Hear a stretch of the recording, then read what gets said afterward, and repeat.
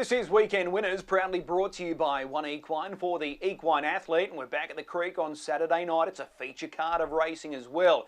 10 in total, early start, so just keep that in mind. Our first race scheduled to start at 4:44, and we're straight into a good race there. Burkakara, this exciting 4-year-old, he struts his stuff in race 1, and then we're straight into the features. Race 2 is the Q-Bred Breeders' Classic Colts and Geldings final. So it is Q-Bred Breeders' Classic race night for the 2-year-olds and the 3-year-olds. 4 finals coming our way. They're Group 3 features of $50,000. The other big highlight on this program is the Ava Nova, named in honour of the former, Triple Queensland Harness Horse of the Year. He's part of the Queensland Harness Hall of Fame as well. He's got the free-for-all named in his honour, first time being staged, and we've got the biggest name in the game stepping out in Leap to Fame. So he's back in action as he gears towards the Inter-Dominion, which is just only, 5 weeks away. July 5 is the first night of action. So that's all in front of us. Q-Bred Breeders' Classic race night, Leap to Fame's back in action, and another really good mobile trot race as well. In this edition of Weekend Winners,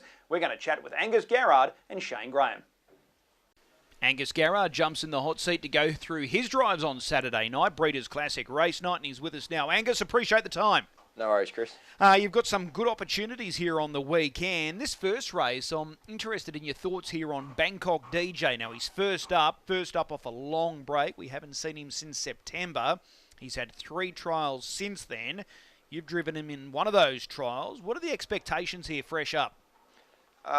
Look, probably not a whole lot, to be honest. Sort of had a few issues and a couple of setbacks, and his trials have sort of been below par for him. So he'd been pretty disappointing this time back, but it was probably a case of it was easier to get a run in a race than a trial. So Shane did say the other day that his work has picked up and he seems a lot better in himself, but obviously he's going to have to be a lot better than he's shown in the trials on Saturday night. Okay, so given this draw inside of the second row, you're happy just to sort of follow them around at this point? Yeah, for sure. Okay, well, that's Bangkok DJ. What about race 2? This is the first of our Breeders' Classic finals. This is the Colts and Geldings. It's a strong crop as well. Your horse is an interesting horse, just incredible for Mouse Brennan. He was first up into the heat. He ran third. He went really well. Did he surprise you in any way with how good he performed there? Yes and no. Talking to Mouse sort of before the race, he was really happy with him, and he said he had quite an opinion of him just in the short time he'd had him. So I was confident he'd race good.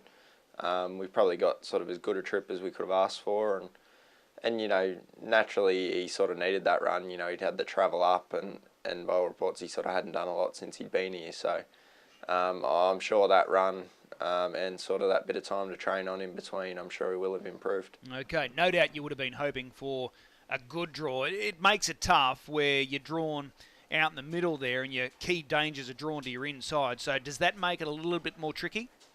Yeah, it is certainly tough, Chris. I would have liked to have sort of drawn inside a couple and sort of at least looked on paper like a spot where we could have got handy, but we're probably just going to need something to happen. We're going to need sort of something to make a mistake, or we need them to go really hard sort of to really set it up for us. But in saying that, if it happens, I think we're good enough. Okay, well, there is a good chance that they could go really fast time here. Tell me this, though, just indulge me here. If he did draw barrier 1, how would the confidence levels be going into this final?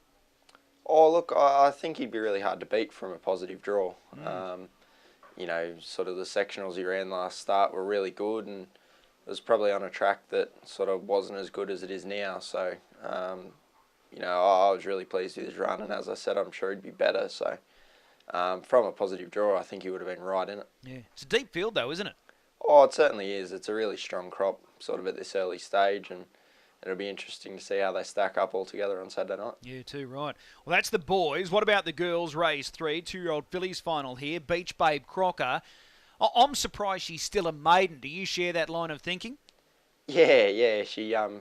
She's sort of a filly that's sort of been improving with racing, I think. I drove her there sort of a first or second start, and she was okay. But her last run really impressed me. She got caught outside, did a bit of work, and a strong last half, and she probably cost herself finishing a lot closer just by sort of getting on the line a bit around the last turn. So I think in that field on Saturday night, it sort of looks on paper like she can put herself on the front end early at least, and then she should get a good trip somewhere. Well, tell me this, given the fact that the two heat winners are both facing second row draws, you're so special inside of the second row, won't you stay with me the outside of the second row?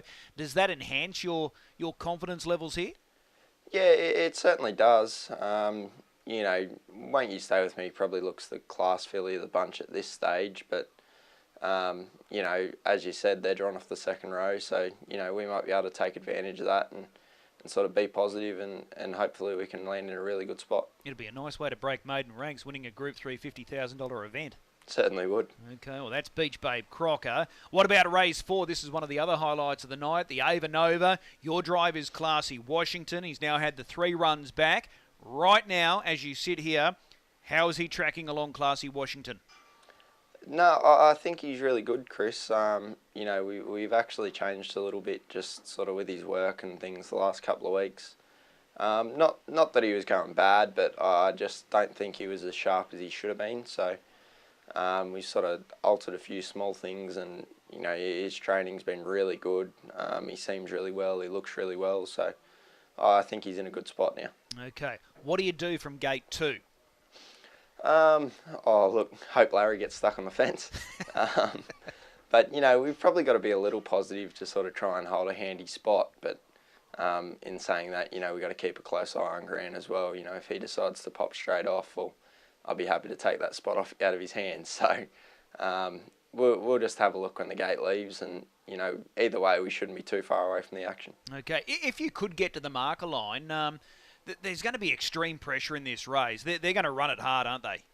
Yeah, it certainly looks that way. You know, I'd be surprised if they didn't. So the fence is golden at Albion Park, but you know, if we can be close to the action, that sort of tells the tale a lot as well in the end. Okay, let me ask this one question about Classy Washington. So we're about 18 months down the track since the Inter-Dominion was last year, December 2023. Is he getting near that sort of level of form that he showed during that carnival with where he's at now? Yeah, look, I don't really think there's too much difference in how he's going. I think he's racing sort of just as good. It's probably just the class that he's stepped up into now. You know, he's sort of racing free-for-alls week in, week out. So, you know, it'd be good if we could get a bit of confidence going into the Inter-Dominion, and, you know, he'll like the distance of those races, so that'll probably be sort of to his advantage through that series. Okay, fair point. Race 6, this is the Trotters Mobile. This is a good quality race here. Sir Fahrenheit, he's another one. He's had a number of runs back from the campaign. Going well. He's got the trailing draw here, 2 off the second row. What are you hoping for here? Oh, look, I think he'll race sort of better than he has been, Chris. You know, I was sort of a little disappointed in his last run. But in saying that, he's sort of a horse that when he does get caught outside him, he's probably best to roll along a little and sort of take the speed out of him a touch. But, you know, his work's been better sort of through the week, and I think we've got sort of a handy enough trailing draw there that we should get a nice run through, and hopefully things can work out and we can be right in the finish. All right, well, last week with Love Gun, new race record there. Looks like they're going to be pouring on the pressure again in this week's race.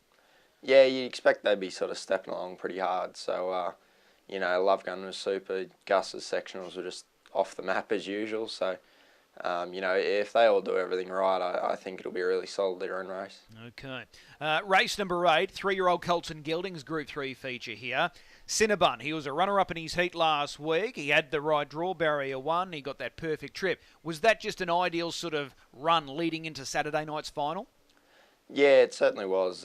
You know, it was sort of a good blowout for him without sort of gutting him. So, you know, he'll take good improvement out of that. I'm sure he'll be spot on Saturday night. Okay. Were you surprised with that heat last week there wasn't more sort of early pressure? Like, that first half was an absolute cruise for the winner there, French Fries. Were you surprised there wasn't just a little bit more front-end pressure? Yeah. To be honest, I thought even without any pressure, Trent would want to step along a little bit. But, you know, it was probably just a case of making sure, sort of Trent was just making sure he qualified. And, you know, it probably worked out okay for us, given that sort of we'd missed that run a few weeks before. So, you know, it'll do us good. We'll be a lot sharper on Saturday night. It's just probably a shame we don't have the same draw. Yeah, well, that's the key, isn't it? Where would you like to be? Where do you think you can get to from this draw on Saturday night?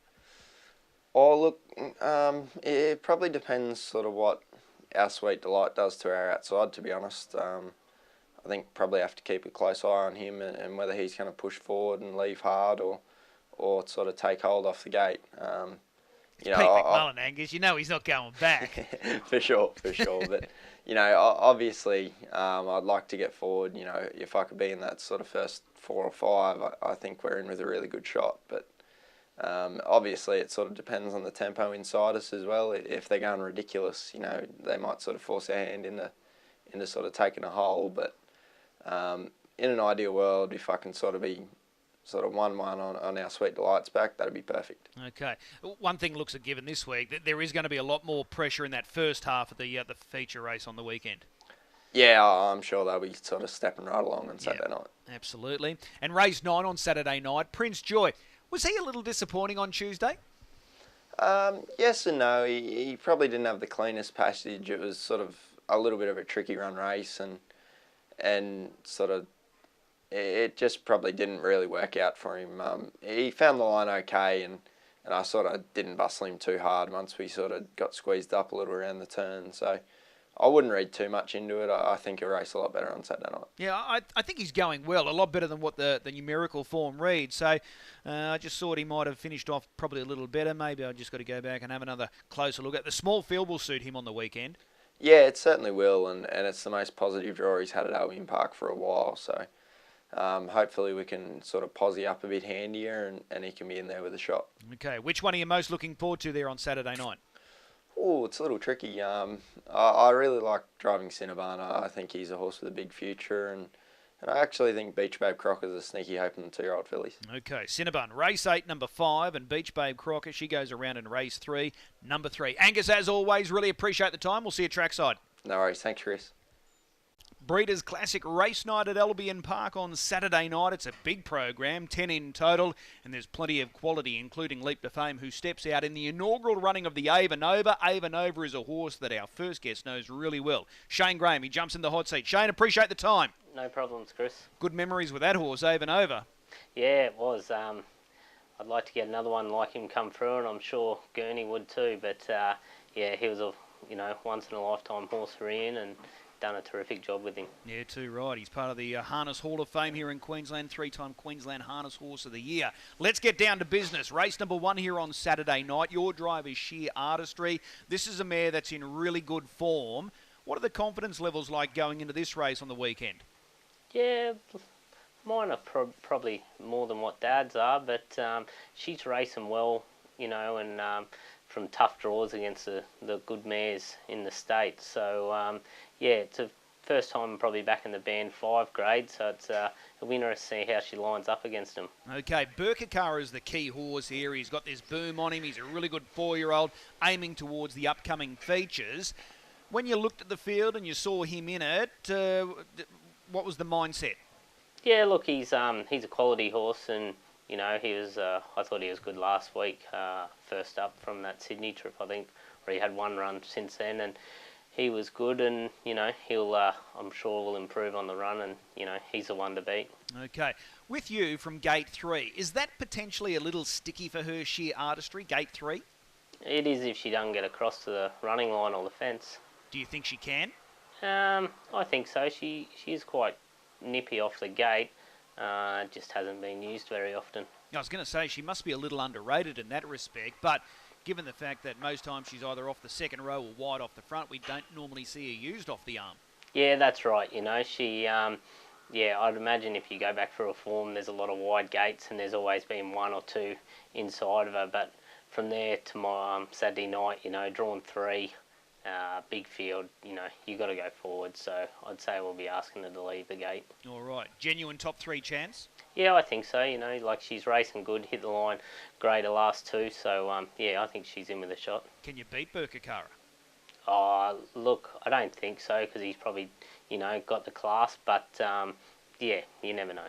Okay, well, that's race number 1. Let's go to race 3. This is the first of our features, the 2-year-old fillies Breeders' Classic Final. Our Beach Girl Maywin is your drive for your partner Kelly Dawson. She's been a good improver. Maybe this final comes around a little too soon, but she's made big inroads over the past month. Yeah, she's always sort of shown, probably more than what she's done at the racetrack. But she's a bit quirky and has a bit of different ideas at times. But she is improving, and I think she won't disgrace herself. Okay.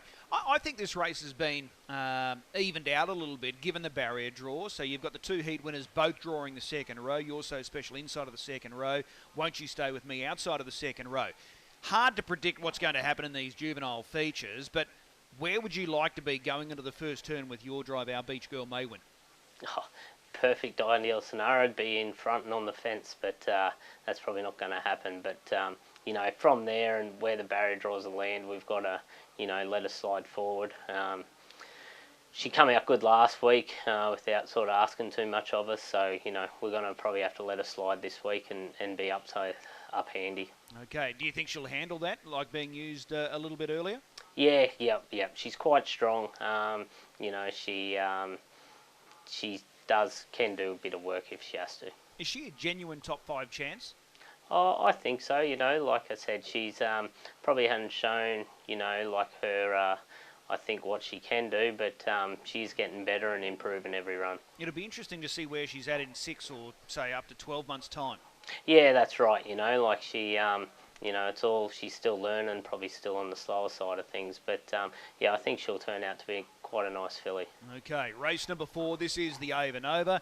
Turn It Up is your drive here. He's back behind the mobile. You've got to contend with Leap to Fame. What are the expectations?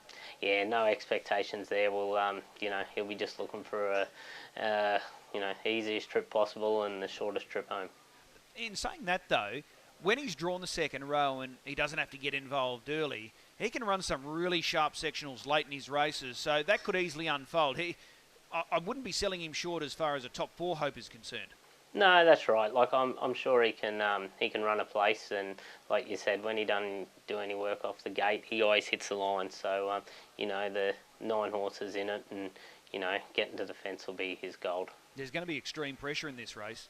Yeah, you'd think so, wouldn't you? Like I'm sure everyone's going to be wanting to get a forward position before Larry comes around. So it should be, they'll go for it. How has Turn It Up trained on since that last start?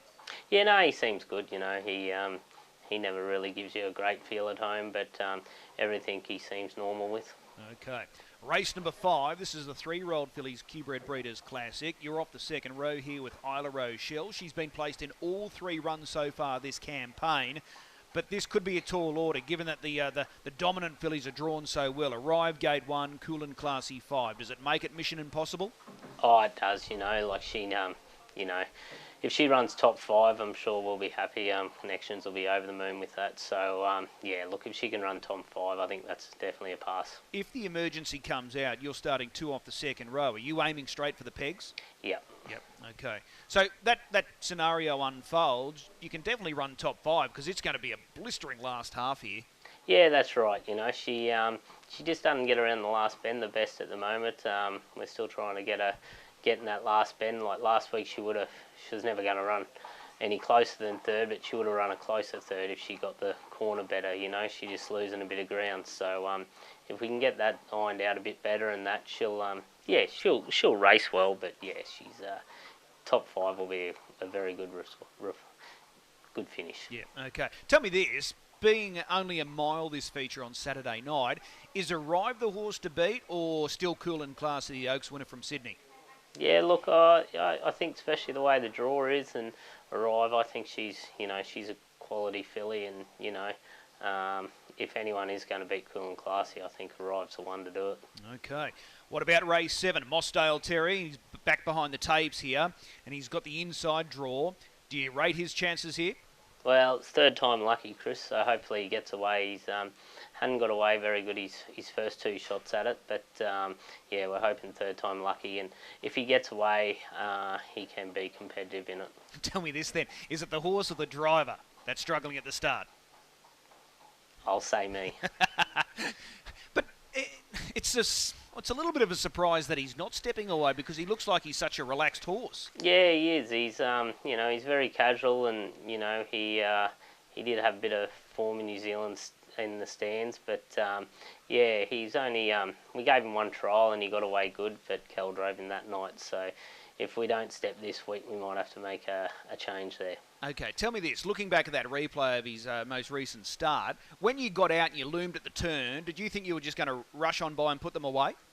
I did, and then, it's my style, so he sort of doesn't do that too often. But on the clock, he was good, and, he probably just peaked the last 50.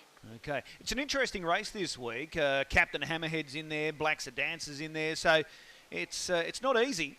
No, it's a good quality field, and, just them being off the 20 makes it that little bit harder, but they're definitely the class runners. Okay, what about race 8, 3-year-old Colts and Geldings final?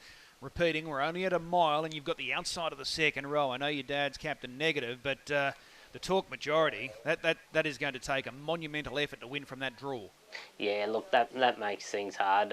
We're going to need a lot of luck and we need the race to be run upside down, really. But, yeah, he'll be hitting the line, but, it's probably going to be hard for him to win it. Yeah, French Fries looked really sharp last week and he's got the inside gate. And again, like that Phillies race, they're going to run a real quick last half.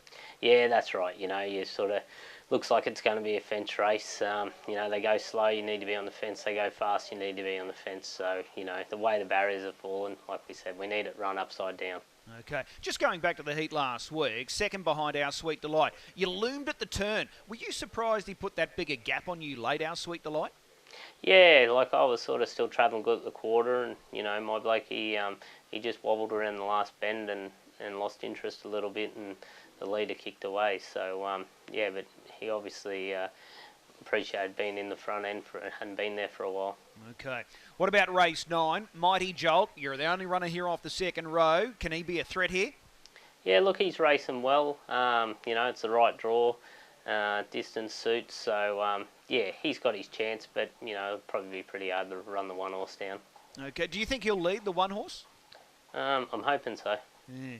There's a bit of speed to his outside. It'll be interesting, and that will, dictate the race in many ways. If he can lead, brings you right into it, but if he gets crossed, that might leave you in a spot of bother. Yeah, that's right, but we just got to sit there and pray for a bit of luck. Okay, and what about the last race, race 10? Fear the Banker. He's got ability, and he's going to win sooner rather than later.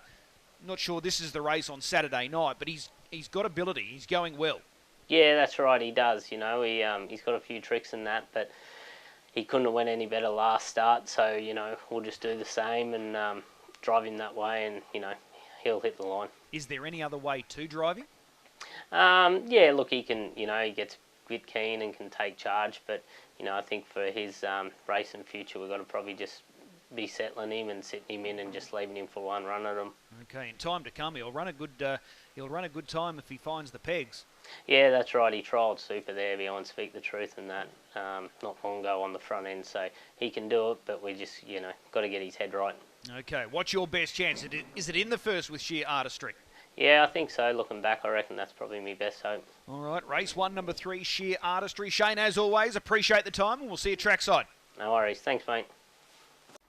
A big thanks to both Angus and Shane giving up their time and thoughts ahead of their drives there on Saturday night. Hopefully there's a winner or two to be found for both guys. Now, if you're looking for a good thing on Saturday night, I think you've got to be super patient. The last race. This horse has been bursting to win a race, and he finally gets the right race and, most importantly, the right draw. Race 10, number 1, Teddy Turpin. I think he's ready to strike, and this is his race to lose on the weekend. So you've got to be patient. The last race, race 10, number 1, Teddy Turpin, marking him as the best bet on the program. If you are gambling this weekend, please do so responsibly. It's a great night of racing at Albion Park, really starting to set the scene now for the Constellations. We had the finale of Trot Rods during the week. We've got this big race night on Saturday night. Before long, it's all going to be about the Inter Dominion for both the Pacers and the Trotters. We'll see you trackside, our first race at 4:44.